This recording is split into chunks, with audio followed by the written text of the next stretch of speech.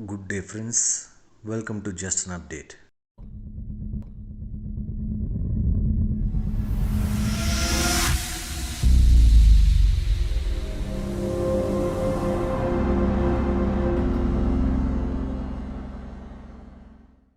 இன்றைக்கி நம்ம நிகழ்ச்சியில் பார்க்க போகிற தலைப்பு பேட்டரி டெக்னாலஜியில், அதுவும் எலக்ட்ரிக் வெஹிக்கிள் மார்க்கெட்டில் வச்சு ஒரு புதுவிதமான ஒரு பிரேக் த்ரூ பற்றி நம்ம பார்க்க போகிறோம். அது என்னென்னு பார்த்தீங்கன்னா, ஆம்ப்ரியூஸ் அப்படின்னு சொல்லக்கூடிய ஒரு நிறுவனம் பல வருடங்களாக கஷ்டப்பட்டு ரிசர்ச் பண்ணி ஒரு அட்வான்ஸ்டான பேட்டரி டெக்னாலஜியை அவங்க கண்டுபிடிச்சிருக்காங்க. இந்த பேட்டரி டெக்னாலஜி எந்த அளவுக்கு ரெவல்யூஷனைஸ் பண்ணும் அப்படின்னு பார்த்தீங்கன்னா, இப்போ கரண்ட்டாக எல்லோரும் பயன்படுத்தக்கூடிய லித்தியம் அயான் பேட்டரியை அதில் புதுவித எலிமெண்ட்ஸ் எல்லாம் ஆட் பண்ணி மேனுஃபேக்சர் பண்ணுற மாதிரியும் ஒரு டெக்னாலஜி இனோவேட் பண்ணியிருக்காங்க. ஆம்ப்ரியூஸ் கம்பெனி என்ன பண்ணியிருக்காங்க பார்க்குறதுக்கு முன்னாடி, பொதுவாக லித்தியம் அயான் பேட்டரி எடுத்து பார்த்தீங்க அப்படின்னா, அதில் இருக்கக்கூடிய கேத்தோட்லேருந்து ஆனோடுக்கு எலக்ட்ரான் மூவ்மெண்ட்ஸ் எப்பவுமே போயிட்டுருக்கும். அது எங்கேருந்து போகணும்னு பார்த்தீங்கன்னா, கிராஃபைட் ஆனோட்லேருந்து கார்பன் எலிமெண்ட் நிரப்பப்பட்ட கேத்தோடுக்கு எலக்ட்ரான் மூவ்மெண்ட் இருக்கும். அப்போ என்ன ஆகும்னு பார்த்தீங்கன்னா, இந்த கிராஃபைட் பகுதியில் 6 கிராஃபைட் ஆட்டம்க்கு நடுவில் ஒரு லித்தியம் அயான் ஆட்டம் அதில் போய் ஸ்டோர் ஆகிருக்கும். இந்த ப்ராசஸ் இன்டர்கலேஷன் அப்படின்னு சொல்லுவாங்க. இது ஒரு ஜென்ரலாக நடக்கிற ப்ராசஸ் தான். ஆனால் இதில் ஒரு பெரிய ட்ராபேக் இருக்குது. அது என்னென்னு பார்த்தீங்கன்னா, இந்த மாதிரி லித்தியம் அயான் பேட்டரி ஒரு ஃபோனுக்காகவோ இல்லை ஸ்மார்ட் வாட்ச்க்காகவோ நம்ம யூஸ் பண்ணும்பொழுது அதில் பெரிய ஒரு டிஃப்ரென்ஸ் நம்மளுக்கு கண்டுபிடிக்க தெரியாது. ஆனால் ஒரு காரில் யூஸ் பண்ணும்போது பார்த்திங்கன்னா, சார்ஜிங் ரேட்டும் டிஸ்சார்ஜிங் ரேட்டும் ரொம்ப கம்மியாக இருக்கும். அதாவது பேட்டரி சார்ஜ் பண்ணுறதுக்கே அட்லீஸ்ட் 1 ஹவராவது ஆகும். அப்புறம் அந்த பேட்டரியிலேருந்து பவர் டிஸ்சார்ஜ் ஆகி மோட்டருக்கு போகிறதுக்கும், அது அப்படியே கன்வெர்ட் ஆகி வீலுக்கு போகிறதுக்கும் கொஞ்சம் ஒரு சில டைம் எடுத்துக்கும். இந்த ப்ராப்ளமை அவாய்ட் பண்ணுறதுக்கு ரேட் ஆஃப் சார்ஜிங்கும் ரேட் ஆஃப் டிஸ்சார்ஜையும் இம்ப்ரூவ் பண்ணுறதுக்காக வேண்டி இந்த ஆம்ப்ரியூஸுங்கிற கம்பெனி லித்தியம் அயான் பேட்டரியில் இந்த கிராஃபைட் இருக்கக்கூடிய இடத்துல சிலிக்கான் பார்ட்டிகளை யூஸ் பண்ணாங்க. ஒரு விஷயத்தை கண்டுபிடிச்சாங்க.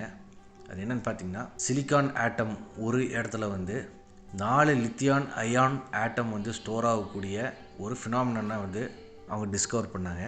அதன் அடிப்படையில் ஆனோடில் கிராஃபைட்டை ரிமூவ் பண்ணி சிலிக்கானை ஃபுல்லாக ரீப்ளேஸ் பண்ணி சார்ஜ் பண்ணி பார்க்கும்பொழுது எக்கச்சக்கமான லித்தியம் அயான் பார்ட்டிகல்ஸ் அதில் ஸ்டோர் ஆக ஆரம்பிச்சிது. ஸ்டோர் ஆகிறதுனால சார்ஜிங் டென்சிட்டி ரொம்ப அதிகமாச்சு, எஃபிஷியன்சி ரொம்ப அதிகமாச்சு. சார்ஜிங் டென்சிட்டி எந்த அளவுக்கு அதிகமாச்சு அப்படின்னு பார்த்தீங்கன்னா, 10 மடங்கு அதிகமாச்சு லித்தியம் அயான் பேட்டரியை கம்பேர் பண்ணும்பொழுது. இது எல்லாமே நல்ல விஷயமா இருந்தாலும் இது ஒரு பெரிய ட்ராபேக் ஒன்று இருக்குது. அது என்னென்னு பார்த்தீங்கன்னா, சிலிக்கான் பார்ட்டிகிள் மேலே நிறைய லித்தியம் அயான் பார்ட்டிகிள் சார்ஜ் ஆகிற காரணத்தினால அந்த பேட்டரி ஸ்வெல்லிங் ஆக ஆரம்பிச்சிடும். அதாவது வீங்க ஆரம்பிச்சது அப்படின்னா ஒரு கட்டத்துக்கு மேலே அது பிரேக் ஆகி டேமேஜ் ஆக ஆரம்பிச்சிடும். இது ஒரு பெரிய ஒரு ட்ராபேக்காக இருந்தது. அப்போ இவங்க என்ன பண்ணாங்க அப்படின்னு பார்த்தீங்கன்னா, சிலிக்கான பார்ட்டிகலாக யூஸ் பண்ணுறதுக்கு பதிலாக நானோ டியூபாக கன்வெர்ட் பண்ணி அதை பேட்டரியில் பொறுத்துனாங்க. அப்போ என்ன ஆச்சு அப்படின்னு பார்த்தீங்கன்னா, இந்த ஸ்வெல்லிங்கை ஓரளவுக்கு தடுக்க முடிஞ்சுது. லித்தியம் அயானுடைய ஸ்டோரேஜ் கவுண்டிங்கையும் அவங்களால கண்ட்ரோல் பண்ண முடிஞ்சுது. இது ரொம்பவே ஒரு நல்ல விஷயம்தான்.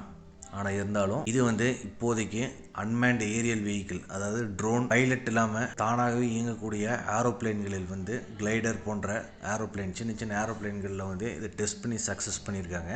இது இன்னும் கார்கள் பெரிய பெரிய ஏரோப்ளைன்கள்லேயும் பொருத்தி இன்னும் டெஸ்ட் பண்ண கிடையாது. அது ஏன் அப்படின்னு பார்த்தீங்கன்னா, இவங்க தயாரித்த அந்த நானோ டியூப் ஆனது இவங்களுடைய மேனுஃபேக்சரிங் ப்ராசஸில் வச்சு பண்ணும்பொழுது இதனுடைய ப்ரொடக்ஷன் அவுட்புட் ரொம்பவே கம்மியாக இருந்த காரணத்தினால இந்த மாதிரி சின்ன சின்ன எக்யூப்மெண்ட்ஸில் தான் இதில் ஃபிட் பண்ண முடிஞ்சுது.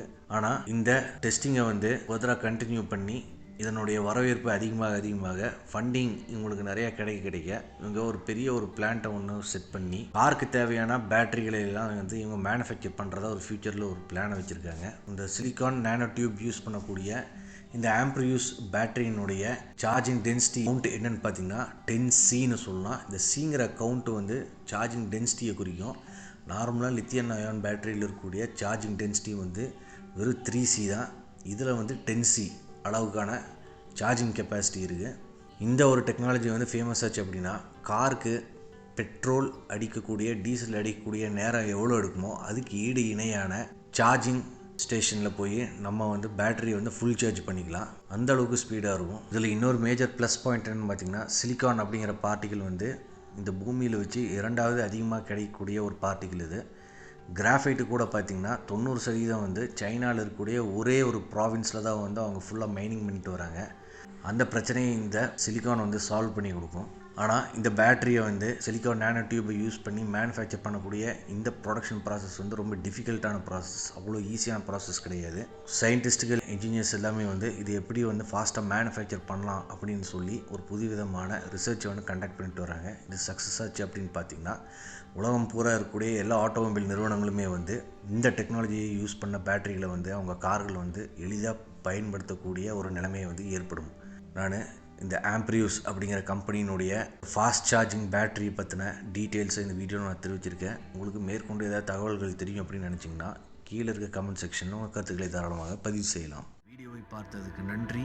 நீங்கள் புது வியூவராக இருந்தால் நம்ம சேனலுக்கு சப்ஸ்கிரைப் பண்ணுங்கள். உங்களுக்கு இந்த மாதிரி டெக்னாலஜி அண்ட் ஆட்டோமொபைல் ரிலேட்டட் வீடியோஸ்லாம் அப்டுடேட்டாக கிடைக்கும். இந்த வீடியோவை லைக் பண்ணுங்கள். அப்போ தான் இந்த யூடியூப் அல்காரிதம் இந்த வீடியோவை ரெக்கக்னைஸ் பண்ணி நிறைய பேர்த்துக்கு இந்த வீடியோவை போட்டு காட்டும். அது மட்டும் இல்லாமல் எனக்கு மோட்டிவேஷ்னலாகவும் இருக்கும். நீங்கள் கண்டிப்பாக லைக் பண்ணுவீங்கன்னு எனக்கு தெரியும். மறக்காமல் இந்த வீடியோவை உங்கள் நண்பர்களுக்கும் உறவினர்களுக்கும் ஷேர் பண்ணுங்கள்.